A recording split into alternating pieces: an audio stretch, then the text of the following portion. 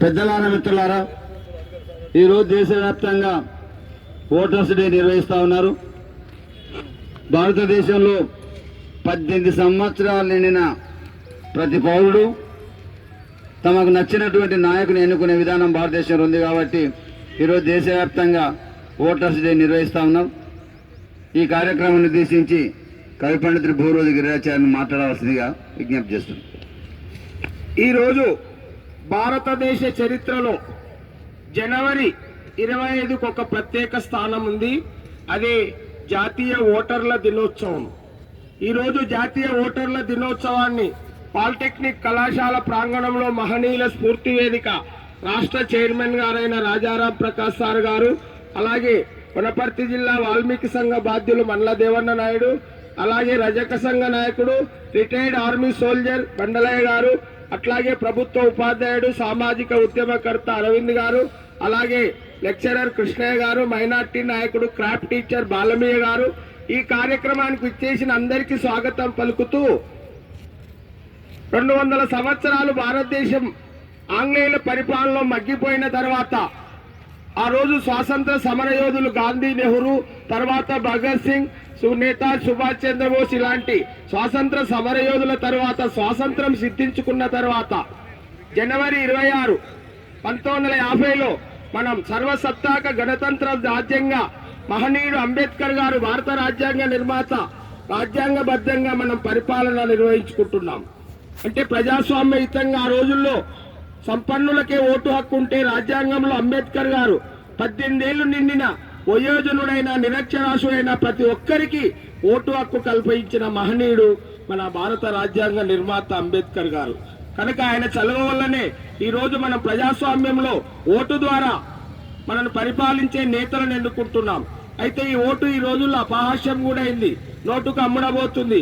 వివిధ మత కుల ప్రభావాల వల్ల మంచివానికి ఓటు వేయాలని ప్రజల్లో విజ్ఞత లోపించింది, అది వేరే అంశం.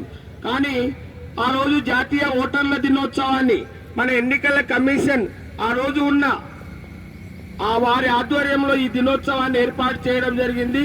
అప్పటి మాజీ ప్రధానమంత్రి గారైన మన్మోహన్ సింగ్ గారు 2011లో అప్పటి ప్రసార శాఖ మంత్రి అంబికా సోని ఆధ్వర్యంలో మంత్రిమండలిలో ఈ ఓటు హక్కుల గురించి చర్చించి ఈ జాతీయ ఓటర్లు ఎన్నికల వ్యవస్థ జనవరి 25నే ఏర్పాటైంది ఆ రోజుల్లో.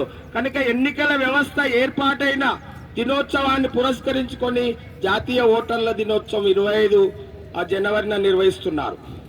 అప్పటి ఎన్నికల కమిషన్ మంత్రిమండలి ఆమోదంతో ఈ దినోత్సవాన్ని నిర్వహించింది. అంటే ఎన్నికల ఓటర్ల దినోత్సవం 25 ఉండాలి. దీని ప్రధాన ఉద్దేశం ఏంటంటే ప్రజల్లో విద్యార్థుల్లో ఓటు పైన చైతన్యం కలిగించి ఈరోజు యావత్ భారతదేశం ఎన్నికల కమిషన్ ఓటర్ల దినోత్సవం నిర్వహిస్తుంది, ప్రతిజ్ఞ చేస్తుంది. 18 సంవత్సరాలు జనవరి 21 నాటికి నిండిన వారందరికీ ఓటు హక్కు ఇవ్వాలి. అట్లా జనవరి ఓటు హక్కు అంటే జనవరి 1 నాటికి వాళ్ళు ఓటర్ లిస్టులో పేరు నమోదు చేసుకోవాలి. తర్వాత జనవరి 25కు వాళ్ళకు ఓటర్ అంటే electoral photo identity card epic card అందజేయాలి.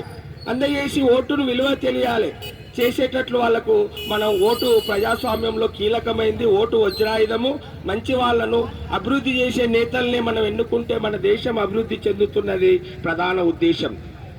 ఆ రోజుల్లో 25-20% ఓటర్లు పడిపోయిండ్రు, ఓటు హక్కు వినియోగించుకోవాళ్ళు తక్కువైండ్రు.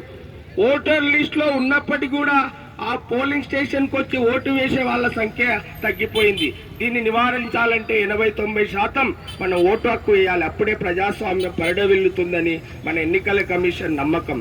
ఆ విధంగా జనవరి 25 నాటికి వాళ్లకు epic card electoral photo identity card అందజేసి ఓటర్లో చైతన్యం తీసుకురావడమే దీని ప్రధాన ఉద్దేశము.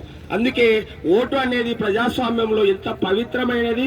దాన్ని నిబద్ధతతో నిజాయితీతో మంచివారిని ఎన్నుకోవడానికే ఓటును ఉపయోగించాలి. కానీ ధన కుల మత మద్యం ఇలాంటి మాంసము ఇలాంటి వాటికి అమ్ముడబోదు.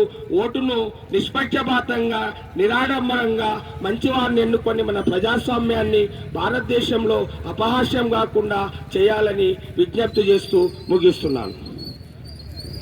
వర్ధిల్లాలి భారత రాజ్యాంగం, వర్ధిల్లాలి వర్ధిల్లాలి భారత రాజ్యాంగం. వర్ధిల్లాలి జై భారత్, జై హింద్, జై భీమ్, జై హింద్.